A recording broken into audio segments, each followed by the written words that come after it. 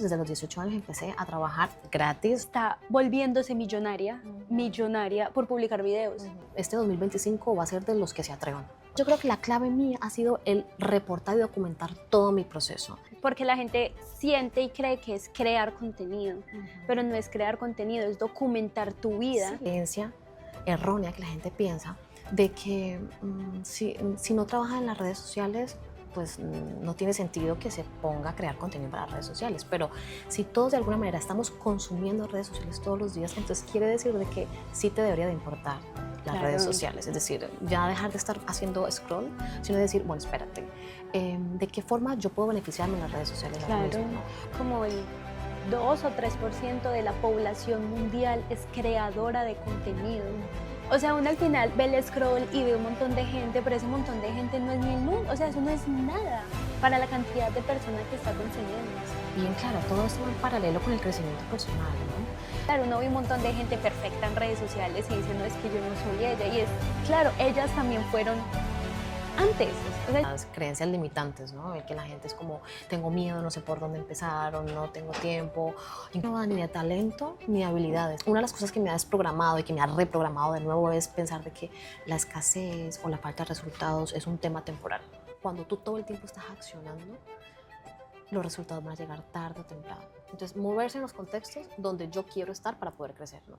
Hello, bueno, en este nuevo podcast estamos con Angélica Triana, latina súper poderosa, súper conocida aquí en Barcelona, y vamos a hablar de su vida, de sus logros, de sus no logros, de todo este tema que es migrar. Bueno, hola Mafe, hola ¿cómo a todos estás? ustedes. Muchísimas gracias por la invitación. Bueno, señora, ¿usted por qué está acá? ¿Cómo llegó a este país? Bueno, fácil de entenderlo. Hace 20 años mi papá se vino con mi hermano mayor. Primero se vinieron ellos dos juntos, pasaron 5 años.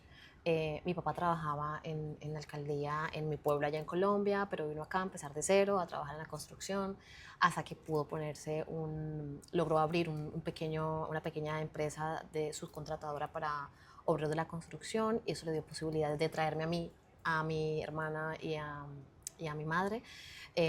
Y allí pues la fortuna fue que cuando llegamos pues vinimos por reagrupación familiar, entonces hubo posibilidades de yo empezar a estudiar, a crear un mundo, y estoy aquí en España pues hace 17 o 18 No, años. usted es española, literal, Pues ya casi. casi intento cuidar mi acento, que por cuidarlo y por mantenerlo es por eso que he podido trabajar, que ya luego les voy a contar. Es prácticamente por mi acento que me contratan, entonces por eso intento mantenerlo. Ok.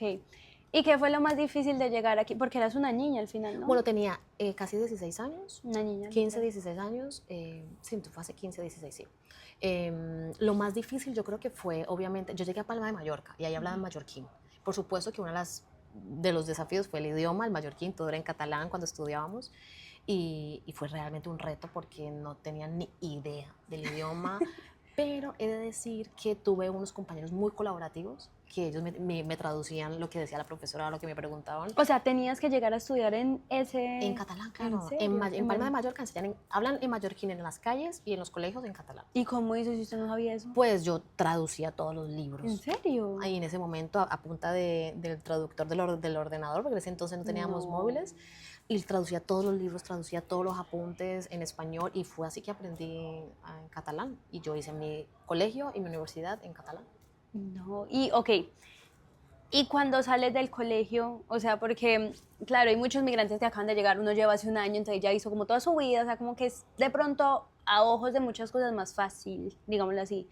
Pero cuando estás aquí y ya le toca uno meterse a la universidad o le toca empezar a hacer vida, Sí. con ese cambio tan drástico, ¿qué fue lo que pasó ahí? O sea, ¿qué estudiaste? ¿Qué pasó? ¿Cuál fue Bueno, yo siempre he amado la comunicación, Ujú. siempre me encantaron los micrófonos, y mi pasión era comunicar, entonces ya tenía en la cabeza que quería estudiar periodismo. Así que empecé la carrera en Palma de Mallorca. Bueno, primero hice un año de Derecho, no sé por qué. ¿Derecho? Un año de Derecho porque a mi papá le encantaba, inténtalo, que tiene muchas salidas profesionales. Me metí y yo vi que, madre mía, qué tostón lo que había que estudiar y leer. Y dije, no, esto no es para mí. Así que terminé ese año y ya dije, no, quiero pasarme a periodismo. Empecé a estudiar periodismo en Palma de Mallorca. En ese momento empecé con una pareja, ya tenía como 18 años, y nos vinimos a vivir los dos a Barcelona. ¿Y por qué Barcelona? Bueno, porque es que Palma de Mallorca se me quedó pequeña, porque es una isla muy pequeñita. Okay. Entonces, por supuesto que Barcelona pues es una metrópolis y más posibilidades, entonces nos vinimos los dos a vivir, él empezó a trabajar y yo me metí en la pública, en la universidad pública, en la... se me olvidó la universidad. A mí no me digan universidad porque yo no sé. La universidad, la UAP, la Universidad Autónoma de Barcelona. Okay. Y entonces ahí hice toda mi carrera, eso en catalán también, pero bueno, fue una gran oportunidad porque además las carreras aquí, las universidades públicas aquí son medianamente buenas y baratas. Okay. O sea, hay posibilidad de tú hacer tu carrera aquí por precios asequibles, ¿no? Okay. Entonces, allí fue que empezó todo, en esa universidad. Ok. Y cuando estabas en la universidad y saliste, continuando la historia, sí. ¿Qué fue lo primero que pasó? ¿Dónde trabajaste? Paralelamente, mientras yo hacía la universidad, nadie me lo dijo, pero yo dije, yo tengo que irme metiendo ya en el mercado. Entonces yo desde los 18 años, cuando empecé las universidades, me dijeron que había un casting para trabajar en una radio musical. Yo fui al casting, quedé, yo creo que porque le caí bien al chico, no sé, y empecé allí. No por mi encanto natural. Y con 18 años, desde los 18 años empecé a trabajar gratis, o sea, no me pagaban, pero yo era auxiliar de locución, luego se ve que gustó cómo lo hacía, fui adquiriendo habilidades de locución y ya empecé a dirigir programas, a presentar programas, y entonces paralelamente cuando estudiaba en la universidad, yo ya estaba en radio, entonces en esa radio ya yo también me puse de comercial a vender publicidad, entonces la radio también organizaba eventos y conciertos, entonces ya me puse yo a organizar también. Entonces creo que ese fue una gran escuela, hacer universidad que te da como todo el marco teórico de tu profesión y luego paralelamente el que inmediatamente lo pudieras aplicar. O sea, la radio para mí fue mi escuela y estuve en radio casi 5 o 6 años. ¿En serio? Uno de mis mayores sueños cuando estaba en la universidad, porque yo también quería hacer periodismo, pero estudié comunicación, era trabajar en la radio. Nunca he trabajado en la radio. Ay, pues te encantará. Y bueno, de hecho lo que estás haciendo ahora mismo, el podcast es otra forma de hacer radio. Literal, sí. El sonido con la posibilidad de que la gente lo puede descargar y ver en cualquier momento. Pero la radio en vivo es mágica porque es solo tu voz, tu mensaje y el receptor. Entonces, no es como en televisión que tú tienes que estar súper pendiente de tu lenguaje corporal, de cómo te pones y al mismo tiempo de lo que dices. En radio es tu mensaje y el receptor. Entonces, sí, literal, usted está es una forma poderosísima de conectar. La gente no sé por qué te hace, claro, también es una actividad que mientras tú escuchas, la gente está trabajando, la gente está haciendo otra actividad, es una actividad que ponen en segundo plano, pero se sienten parte de ti y tú de ellos y te cogen mucho cariño, entonces se crea una conexión muy especial con la audiencia. Por eso yo amo la radio y me encantaría volver otra vez. Ok, ¿podemos hacer un programa de radio? Pues ya lo Piénsalo. sabes. Sí, okay. ¿por qué no? Y salió de la radio y ¿qué pasó? Bueno, entonces, ¿qué pasó? Se me presentó, ya aquí en Barcelona, también, como en la radio, lo bueno es que conoces muchísima gente, ¿no? Entonces, ya yo tenía compañeros, unos que eran DJs, otros que llevaban negocios, otros que estaban produciendo eventos, y entre una cosa y la otra, se me dio la oportunidad de hacer un casting de televisión de uno de mis compañeros que me dijo de la radio. Bueno, otra cosa muy positiva fue las prácticas que yo hice en la universidad. Las prácticas de la universidad yo las hice en la radio Onda Cero, que es una radio nacional muy importante aquí en España, que la escuchan millones de personas. Y esas prácticas, claro, fueron increíbles porque yo me rodeé de unos comunicadores increíbles. Me dejaban salir en Radio Nacional. Entonces, claro, yo ya venía con ese bagaje de hacer radio local, ya venía con ese bagaje de haber perdido la vergüenza, de haber perdido la timidez, o inclusive hacerlo con vergüenza, con miedo y timidez. Entonces ya para mí fue Onda Cero, ya fue como... aquí pongo todo lo que sé, ¿no? Y entonces gustó mucho mi trabajo. Esa radio Onda Cero pertenece a una cadena que se llama A3 Media, que tiene diferentes radios, diferentes canales de televisión, y allí, ahí moviéndome por las instalaciones, me conoció el director de un canal de televisión de aquí de Cataluña, y un día me llamaron y me dijeron, oye, nosotros te hemos escuchado, te hemos visto en Onda Cero, ¿por qué no vienes y hablamos? Porque tenemos un proyecto de un programa aquí para Cataluña. Fui, les gustó y empecé a hacer televisión aquí en Cataluña. Fue otra gran escuela porque hacer televisión es otro nivel. Me imagino. Es otro nivel. Y a partir de allí ya, pues imagínate, cuando tú te expones a nivel público y más en televisión, pues... ya las puertas sí, se te abren. También yo empecé a hacer mi propio podcast. Y fui haciendo cositas hasta que yo dije, bueno, pues no solamente, claro, ¿qué pasa? Lo más bonito de todo esto fue cuando me llamaron de MediaPro, que es unas productoras audiovisuales más importantes de España. Ellos también producen películas, pero tienen un montón de canales. Estuve trabajando para un canal que se llama YouBeat, que yo era la voz latina de ellos en Latinoamérica. Entonces, Wow. todos sus programas, todos sus episodios, todo lo que tuviera que yo um, traducir, o sea, poner mi acento era para Latinoamérica. Pero también me dieron un programa a nivel nacional de España donde yo entrevistaba a cantantes, artistas, y ahí tuve la posibilidad de entrevistar a grandes referentes de la música, del arte, del cine aquí en España. Entonces fue increíble todo lo que pude conocer allí. Ok, y digamos que cuál fue la cosa que tú más valoraste de estar en ese medio, porque claro, ese medio es de mucho mostrarte, me imagino que es súper competido, me imagino que este es el más famoso, este es Sí. este, entonces, ¿qué fue lo que más rescataste? No, mira, fíjate que a mí nunca me ha afectado el tema este de la competencia, ni la rivalidad, ni nada de eso, porque yo siempre me pongo en modo estudiante. Entonces, a mí me encanta entrar a un lugar por primera vez y escucharte y de qué puedo aprender de cada persona que me rodea, ¿no? De mi Okay. jefe, de mis colegas. Yo me rodeo de unos cracks increíbles, tanto a nivel de edición, tanto a nivel de locución, a nivel de presentación, inclusive de metodología, porque a veces lo que sucede es que tú puedes hacer una carrera, pero te falta método, te falta Claro. sistema. Entonces, a mí el método de trabajo que me enseñó MediaPro, por ejemplo, si yo tuviera que ahora mismo volver a ser redactora, volver a montar un programa de televisión, ya sabría cómo, ¿no? Entonces, realmente fue todo aprendizaje. Para mí fue como, lo disfruté al máximo, pero sí que es verdad que llegas a un momento en que tú dices, wow, estoy invirtiendo un montón de horas para este proyecto que no es mío, y tengo todas las habilidades para hacer lo mío, y fue allí donde ya hubo un clic y ya empecé en otro proyecto personal. A ser emprendedora, Sí, en ser básicamente. emprendedora, porque claro, yo generaba contenido para ese canal, ¿no? Yo tenía que escribir guiones, tenía que locutar, tenía que presentar, a veces tenía que salir a la calle, hacer reportajes, hacer un montón de cosas que fueron maravillosas, pero yo dije, ya creo que he cumplido un ciclo en esta empresa y ahora quiero hacerlo todo para mí.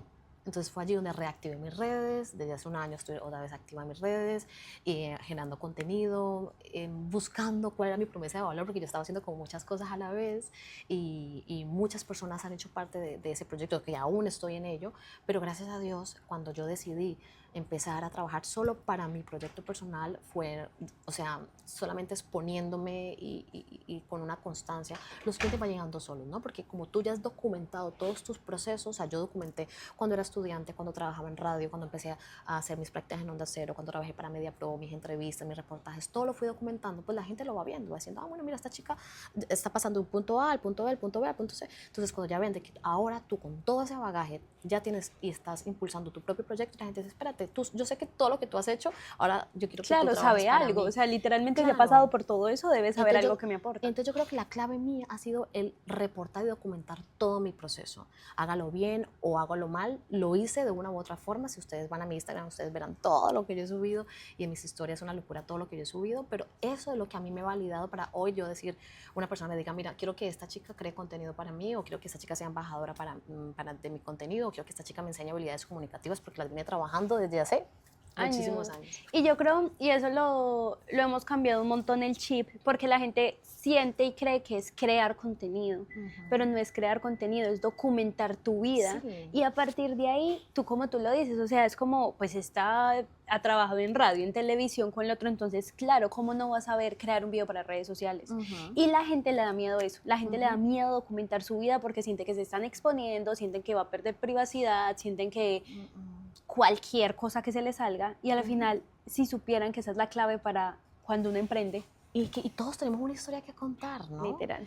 Yo me acuerdo que yo cuando empecé con el tema de las redes sociales hace, no sé, 8 días, ni me acuerdo cuando empecé, yo ni siquiera sabía qué era eso de marca personal, estrategia de contenido. Yo iba tomándome fotos, iba contando, iba poniendo textos, yo no, y ahora que ya sé que es una marca, pues yo decía, Y si una marca personal sin saber qué sin era. saber qué era. Entonces, yo a veces, por ejemplo, en Palma de Mallorca, que fue ahí donde yo crecí prácticamente mi adolescencia y hice todos mis primeros pinitos en radio y en medios, hay gente que hace poco estoy en Palma de Mallorca y se me acercaban, oye, ¿cómo estás? Hace tanto tiempo que no te veo, pero en redes sociales yo veo todo, hasta dónde has llegado. Entonces, claro, porque yo documenté todo. Entonces, por ejemplo, las personas también a veces piensan que solamente las personas que emprenden pueden documentar su proceso. No, o sea, si tú trabajas ahora para una empresa, documenta qué es lo que estás aprendiendo en esa empresa, qué es lo que estás logrando para esa empresa, porque eso te está preparando para el futuro. O sea, si tú mañana sales de esa empresa, ya otra empresa dijo, mira, este chico consiguió esto y esto y esto en esta empresa, ven para acá que tú me puedes servir en esto y en esto y esto. O sea, da igual en el contexto o en el punto en el que estés en tu vida, si eres empleado o si estás emprendiendo, pero hay que documentarlo todo, porque es que es tu validación. No, y que al final, en realidad, la gente, mucha gente se valida diciendo, no, es que yo no te puedo ayudar a ti porque yo no soy, no sé, magíster o cosas así. Y al final tú siempre puedes ayudar a alguien. Y ese alguien, ¿cómo te va a encontrar? Exacto. Es imposible, a hoy al menos, que te encuentren por otro medio que no sean las redes sociales. Claro, y por ejemplo, hay una creencia errónea que la gente piensa de que si no trabaja en las redes sociales, pues no tiene sentido que se ponga a crear contenido para las redes sociales. Pero si todos de alguna manera estamos consumiendo redes sociales todos los días, entonces quiere decir de que sí te debería de importar las redes sociales. Es decir, ya dejar de estar haciendo scroll, sino decir, bueno, espérate, ¿de qué forma yo puedo beneficiarme en las redes sociales ahora mismo, ¿no? Cuando la gente dice, no, es que tengo que alejarme de las redes sociales porque me intoxican, me nublan, espérate, ¿cómo estás utilizando tú las redes sociales? ¿Las estás utilizando a tu favor o las estás utilizando para compararte o para mirar la vida, cómo pasa la vida de los demás y la tuya? Es decir, yo ahora lo que estoy haciendo, y es un ejercicio muy lindo que también estoy haciendo con Mafe, que Mafe ahora para mí es una gran referente en cuanto al tema de las redes sociales, es utilizar las redes sociales para aportar todo el valor que pueda y quedarme todo el valor que yo pueda encontrar y me lo quedo para mí. Todo lo que resuene en redes sociales me lo quedo. Entonces, todos al final tenemos que ver con las redes sociales. Todo el mundo tiene redes sociales, ¿no? Entonces, literal, básicamente el aprendizaje ahora mismo es de qué forma me puedo yo aprovechar del potencial de las redes sociales. Porque aparte, solo el 2 o 3% de la población mundial es creadora de contenido. O sea, uno al final ve el scroll y ve un montón de gente, pero ese montón de gente no es ni el uno, o sea, eso no es nada para la cantidad de personas que está consumiendo. Y hay mucha gente que está volviéndose millonaria por publicar videos. Entonces ahí es donde yo le digo a la gente, es como, las redes sociales ni siquiera son el futuro, ni siquiera son el presente, porque ya hay gente que hace años vive las redes sociales, o sea, las redes sociales son el pasado. Si uno no está en redes sociales prácticamente hoy, que no es nadie. Y como tú lo decías ahorita bien, que me parece muy importante recalcar eso, y es, tú le pones un montón de horas, un montón de trabajo, un proyecto, que a la final a ti te pagan el mismo sueldo cada mes, ¿no? Entonces, ¿por qué no hacer lo mismo por ti? Exacto. Bueno, yo también creo que lo que le sucede a la gente, que están esperando que sea el momento perfecto, o tener los equipos perfectos, o cuando adelgacen, o cuando tengan pareja, o cuando tengan un hijo, o tengan algo que mostrar. Yo creo que el momento perfecto es ahora, ¿no? Obvio, con lo que tienes. Por ejemplo, si tú revisas la vida de Ibai Llanos, por ejemplo, Ibai Llanos, que por cierto fue también un estudiante o salió de la escuela donde yo vengo, que es en Yubit, en ese canal. Él empezó sus primeros pinos en ese canal, a tener sus programas, a hacer entrevistas. Él empezó sin nada antes de todo eso, con su micrófono. Antes de ser Ibai. Tuve los primeros programas y no tiene ni hilo conductor, o sea, nada, pero la habilidad de practicar cada día fue lo que él lo hizo, lo que es ahora mismo, ¿no? La serie, no importando si lo vieron, no importando si lo hizo bien, si lo hizo mal, al fin y al cabo adquirieron unas habilidades comunicativas increíbles. Ahora Ibai ya puede vivir toda la vida de sus videos. Entonces yo creo que ahí radica todo, ¿no? El que empecemos ahora sin esperar a que todo esté súper genial o todo sea ideal, inclusive en nuestras circunstancias personales. Y yo creo que eso es lo que de alguna manera a mí me salva, ¿no? Que inclusive en mis peores momentos, porque como todos tenemos momentos difíciles, aún en esos momentos como que digo, venga, vamos a seguir creando, vamos a seguir aportando y ya vendrán los resultados. Y vienen, al final y al cabo vienen. No, total, y es que inclusive a mí me pasó mucho que nosotras estuvimos en Dubái juntas creando contenido y mis mismos estudiantes me decían, Mafe, pero es que yo no puedo ir a Dubái a grabar videos. Y yo le decía, si tú vieras desde el apartamento en que yo empecé a hacer videos contra una pared blanca, ojerosa, fea, haciendo mis primeros lanzamientos en un apartamento en Rubí, un apartamento. Y yo digo, y esa niña fue capaz ahí, porque lo que te comentaba ahorita, en lanzamientos nosotros, en los primeros, que eso ni siquiera dábamos pie con bola, nos hacíamos 5.000 euros. Yo decía, ahora tú, que te puedes ir por una cafetería con matas bonitas atrás, con un celular que tiene todo España, con un micrófono que vale 100 euros, menos 40, y puedes volverte viral, literal. Entonces es como sacarte ese chip de, claro, uno ve un montón de gente perfecta en redes sociales y dice, no, es que yo no soy ella. Y es, claro, ellas también fueron antes. Exacto. O sea, ellas tienen un pasado, que ahora las patrocinen Vogue y sus amigos, eso no tiene nada que ver, es simplemente empezar. Exacto, empezar. Y también, claro, todo esto va en paralelo con el crecimiento personal, ¿no? Literal. Porque es que justamente antes del podcast estábamos hablando sobre las creencias limitantes, ¿no? El que la gente es como, tengo miedo, no sé por dónde empezar, o no tengo tiempo. Inclusive yo tengo amigos que son increíblemente talentosos, pero ellos no se ven con la posibilidad de lograrla, ¿no? Entonces tú dices, esto ya no va ni de talento ni de habilidades, sino que va de voluntad. Hacer, ni siquiera es de hacer. Es muy de hacer y de tener la voluntad y de accionar. Y yo creo que esa está siendo la enseñanza. Yo creo que este 2025 va a ser de los que se atrevan. O sea, yo creo que, de hecho, hasta estaba por ahí escuchando un horóscopo y me resonó. Yo no creo mucho en el horóscopo, pero a veces me gusta como escuchar a ver si de pronto resuena algo, pero me pareció muy lindo lo que decían, que este año es literalmente para los que se atrevan. Los que se atrevan ganarán. Y es, aunque tengas tu trabajo de 8 horas, que yo sé que llegar a casa después de trabajar 8 horas es mamoncísimo. Uno no todo lo tiene vivimos. energía. Yo creo que fue una de las cosas, o sea, yo no puedo, claro, cuando tú trabajas para una gran corporación, tú ahí tienes que dejarlo todo, tu creatividad, tu energía, tú tienes que a nivel de excelencia en todos los aspectos hacer tu trabajo. Pero, wow, el coste emocional era grande. Claro. Para mí el coste emocional era grande, sin dejar de agradecer todo lo que aprendí. Pero sí que es verdad, Mafe, que aún con todo ello hay que ponerse para el propio proyecto personal de uno. Yo creo que es la mejor forma de salir del sistema, y de ponerte en primer plano, aún a pesar del cansancio, a pesar de la saturación, y enamorarse del proceso. Al final es eso, ¿no? No, y literal, y quiero que veas a esa latina migrante que probablemente acaba de llegar, que tiene cualquier trabajo, porque uno migra y le toca a lo que mi Dios le ayude, que yo hablo muchas veces con ellas y me dicen, Maf, es que yo quiero, pero hay como una pared que yo veo que no las deja pasar, y es, ¿tú qué les dirías a ellas? Ay, mira, los bloqueos, las barreras, las paredes siempre van a existir. De hecho, nuestros mejores momentos a nivel económico, profesional o personalmente siempre van a estar allí. Pero yo creo que en esos momentos de conflicto, lo que hablábamos antes, ¿cómo vamos a reaccionar a ellos? ¿No? Y hay una palabra que me he enamorado de esa palabra y es mi mantra, es la palabra certeza. Yo la ¿Sabes? tengo tatuada. Y creo que la voy a tatuar. Yo nunca he pensado en tatuarme, pero para que no se me olvide. Ponérmelo aquí Literal, es como, o ok, por ya. aquí. No, mentira, en algún lugar donde lo pueda En ver. la frente. Certeza, porque yo, ¿sabes qué pasa? Cuando lo más difícil es cuando tú estás en un momento de tu vida, que son varios, en los que tú quizás no ves muchos resultados económicos, cuando no estás en la abundancia en la que tú quieres, ahí tú empiezas a dudar de tus propias capacidades. Claro. ¿No? Y una de las cosas que me ha desprogramado y que me ha reprogramado de nuevo es pensar de que la escasez o la falta de resultados es un tema temporal. Cuando tú todo el tiempo estás accionando, los resultados van a llegar tarde o temprano. O sea, es decir, que ni la crisis que tú puedas sentir hoy te va a definir, ni te define, ni tus errores te definen, ni tu escasez te define, ni tu falta de oportunidades ahora mismo te define, nada de eso te define es tu voluntad, tu voluntad. Una de las cosas más bonitas que yo puedo decir a voz alta es que yo siempre he intentado crear mis propias oportunidades.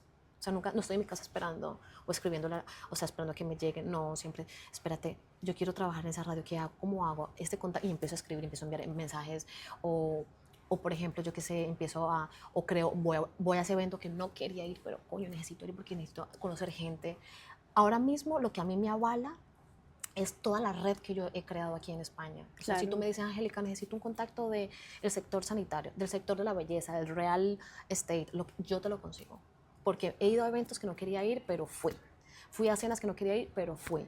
Creé eventos también. He entablado conversaciones que no me apetecían, pero al final fue enriquecedora y me di cuenta el poder de la conversación. Entonces, para mí, tener redes de contacto y de apoyo son todo. Porque yo hoy, si me quedo sin trabajo, si mi empresa cierra, yo mañana, como sea, consigo trabajo. Porque tengo las puertas abiertas en cualquier parte del mundo, no solo por la capacidad de generar conversaciones y de conectar con la gente, sino porque además cuido esas relaciones, ¿no? Tanto a nivel personal como profesional. Básicamente radica todo en eso. Entonces no me da miedo quedarme sin trabajo o sin dinero hoy mismo. Mañana, como sea, resuelvo, porque estoy siempre con la certeza de que voy a resolver. Entonces eso, quedarse con la certeza de que vas a resolver, pero ábrete. Y algo que hablamos, me pareció poderosísimo que tú lo mencionaste, es el poder del contexto, ¿no? El poder del contexto lo es todo, porque si tú estás con unas personas que, por ejemplo, si tú estás ahora en el mood en que quieres empezar a crear contenido, que quieres vivir de las redes sociales, tener tu negocio online, pero si te mueves con gente que está en otro mood, pues inevitablemente no te vas a alinear, ¿no? Claro. Pero si te metes en este contexto, yo por ejemplo cuando comparto con Mafe, con Julián, me entra esa cosa por seguir creando más y porque ellos tienen otras formas de ver las cosas y yo tengo otras y nos sumamos y ellos ponen una cosa y yo pongo la otra, entonces se crean unas sinergias increíbles. Entonces, moverse en los contextos donde yo quiero estar para poder crecer, ¿no? Y ya para terminar, hablando de cara a emprendedor, emprendedor que probablemente está luchando, la que está diciendo entre facturo, entre grabo, entre público, entre la contabilidad, que nos ha pasado a todos cuando empezamos, es que, ¿qué consejo le darías a ese ser humano? Uy, no, pues asesorarse, porque uno no se las sabe todas, ¿no? Uno no se las sabe todas y lo importante, justamente en las redes de apoyo que puedas encontrar, yo por ejemplo, la verdad les voy a decir, ahora mismo estoy trabajando en el tema de los números, en el tema de relacionarme mejor con el dinero, en el tema de todo el tema administrativo, jurídico, de hecho, que hace poco lo hablábamos. Son cosas que yo no las domino, pero tampoco me da vergüenza decirlo, porque nadie te ha dicho que tienes que saberlo todo. Pero sí que es importante asesorarse y buscar la información y empezar a organizarse, porque al final y al cabo eso da tranquilidad. Si no tienes tranquilidad, no tienes la tranquilidad para crear, ¿no? Si no tienes en orden ciertas cosas, yo mañana me voy a poder sentar a crear un video, a crear un buen guión o a tener una buena conversación con un cliente. Entonces, básicamente, yo sería apoyarme en mis redes de contacto para organizarme en esas cosas que me están generando ese estrés, esa incertidumbre, ¿no? Y no sentir culpa por no saberlas todas. Es que no tenemos por qué saberlas todas. O sea, de hecho, nuestros grandes mentores dicen, yo soy muy bueno creando contenido, pero soy un desastre en el tema de la administración. ¿Eso está mal? No, no está mal. Pues para eso se crea equipo, o para eso se busca ayuda, se manda un mensajito, se hace una llamada, ¿cómo se hace esto? ¿Sabes? Es eso, es vivir sin culpa y buscar ayuda. Bueno, Ángel, muchísimas gracias por tu tiempo, gracias por inspirar, porque tú eres un gran foco de inspiración en Barcelona. Mucha gente te conoce y justamente conocer esa luz que tú tienes da también la idea de se puede lograr. O sea, si tú lo lograste, que tú eres un ser humano normal, como lo llamamos, que has desarrollado unas supercapacidades, ¿yo por qué no lo iría a lograr? No, todo mundo es capaz de lograrlo. Lo repito, y ya para terminar, es moverse en los contextos que te den esas facilidades, esas posibilidades de que lo puedas ver. Porque si te mueves en el contexto erróneo, no lo vas a ver. No, iba a ser siempre imposible. Así es. Sí. Gracias. Gracias a ti.